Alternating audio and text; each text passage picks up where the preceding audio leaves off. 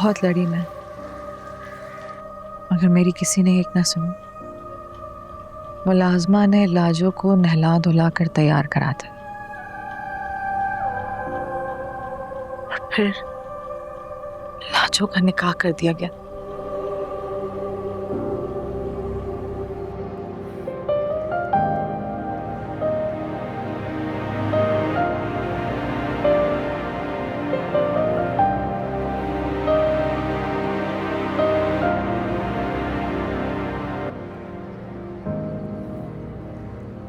क्या आपको ये निकाह कबूल है?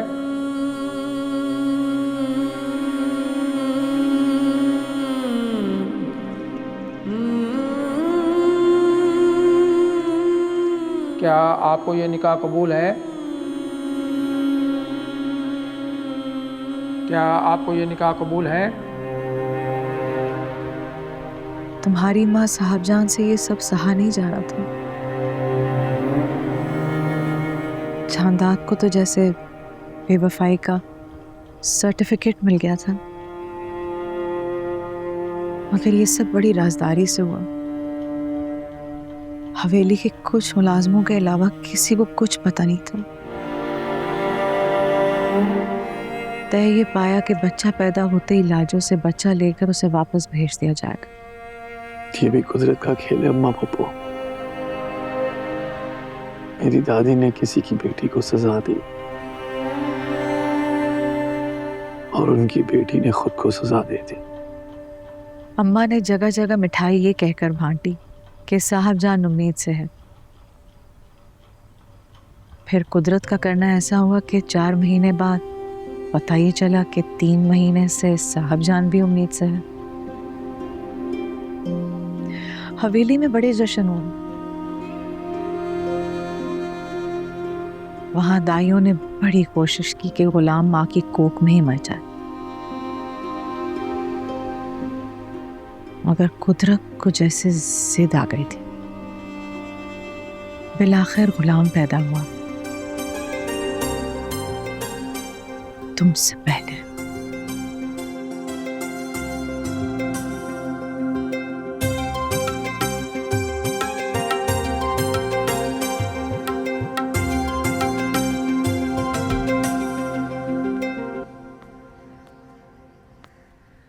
सुन लड़की, हमने तो बड़ी कोशिश की कि ये बच्चा जिंदा ही ना रहे, मगर जिस जान को दुनिया में आना होता है ना, वो आके रहता है। आखिर है तो हमारे ख़ानदान का खून ना। मैं इसे मार सकती हूँ, मगर जंगल में भटकने के लिए नहीं छोड़ सकती। और भला कैद में भी तुम्हें कितना रखूँ? पीछे एक क्वार्टर है, वहाँ पर अपने बच्चे के साथ रहना। और एक बात याद रखना, अगर किसी को बताया कि ये किसकी औलाद है तो मैं इस बच्चे का गला घोट दूंगी, समझी?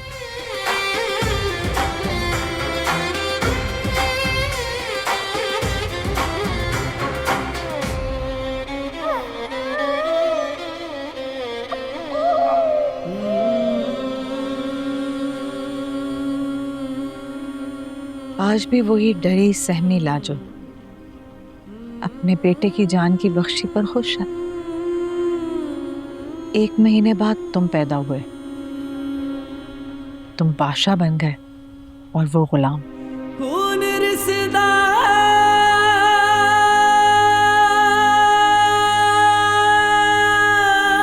मैं यहाँ आप लोगों की बराबरी करने के लिए नहीं आता हूँ।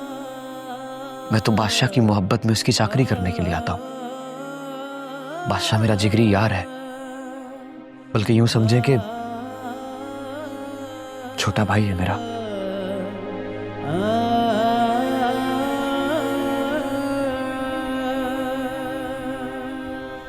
यहाँ क्या कर रहे हो बादशाह?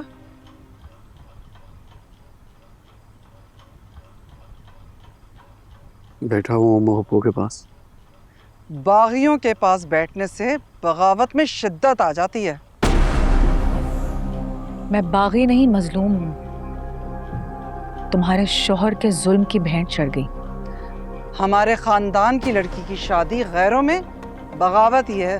ये तो तुम्हारे खानदान की बदनसीबी है।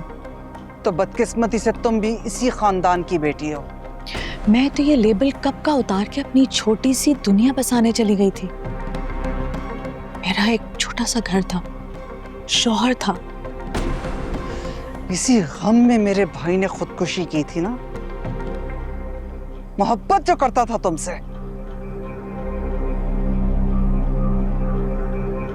मेरे भाई से अपने भाई की मौत का बदला तुम दिलवा तो चुकी थी। तुम्हारे भाई ने तो खुद को मारा था, मेरे भाई ने मुझे जीते जी मार दिया। कुछ अंदाजा भी है तुम्हें कि कैसे कैसे झूठ बोलकर हमने इस खानदान में अपनी इज्जत बचाई है। सबसे कहा कि आला तालीम के लिए बाहर चली गई है, और तुम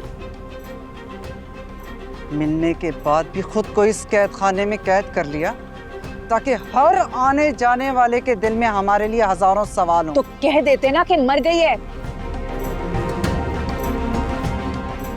खुदा की कसम तुम्हारे किसी खानदान वाले के सामने ना आती, लेकिन नहीं, तुम्हें तो अपने भाई का बदला लेना था ना मुझसे। वाह, कितनी आसानी से अपने भाई के किए हुए सारे गुनाह तुमने मेरी झोली में डाल दिए। जैसे कि उसने जो कुछ भी किया वो मेरे हुक्म पे किया। जानती नहीं हो तुम कि इस खानदान के मर्दों के रगों में खून बेशक खत्म हो जाए, लेकिन गैरत की गर्दिश से ये जीते रहते हैं। उठा तुम यहां से, नहीं तो तुम्हारी फुप्पी अम्मा तुम्हारे कानों में हमारे बारे में जहर ही घोलती रहेंगी। ऐसा कुछ नहीं करती है वो। सुकून मिलता है मुझे अम्मा पप्पो के पास, क्योंकि आप लोग तो मेरा दर्द समझते ही नहीं। हाँ, बिल्कुल नहीं समझना चाहते, क्योंकि हमें अपनी नस्ल आगे बढ़ानी है। तुम्हारे खन्नास के पीछे लग के हम बेनामो निशान ही मर सकते हैं। बहुत प्यारी होती है ना नस्ल साहब जान।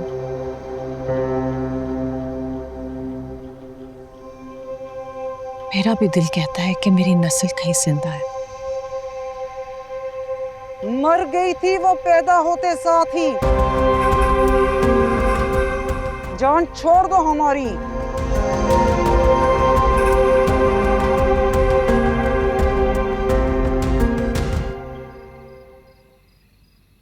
ये इस पानी से हाथ धो लीजिएगा। शुक्रिया।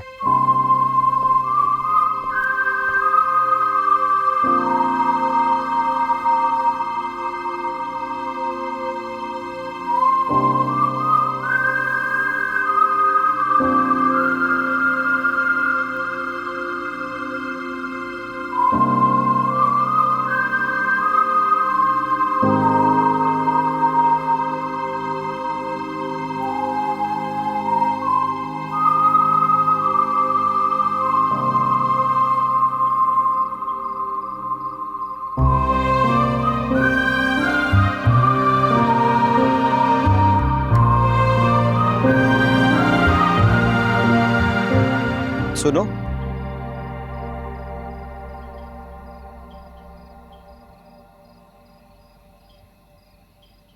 बड़ी खुदगर्ज हो तुम। मेरे हाथ कौन धुलवाएगा? सॉरी, मैं भूल गई थी।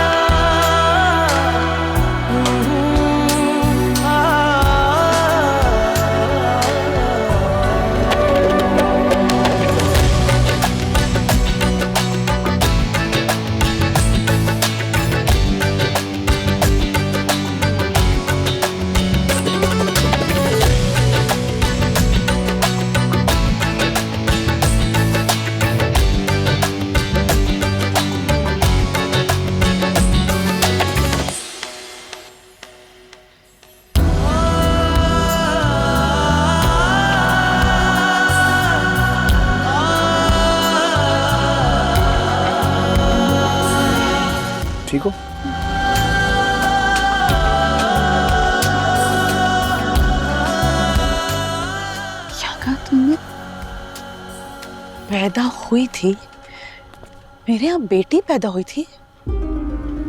तुम लोगों ने तो कहा था कि मेरे यहाँ बेटा पैदा हुआ है, और था मेरे यहाँ बेटी पैदा हुई थी। बेटी? सच बताओ मुझको, मेरे यहाँ बेटी पैदा हुई थी? और तुम्हारे मुंह से सच निकल गया साहब जान। बताओ मुझको। मेरी बेटी कहाँ है?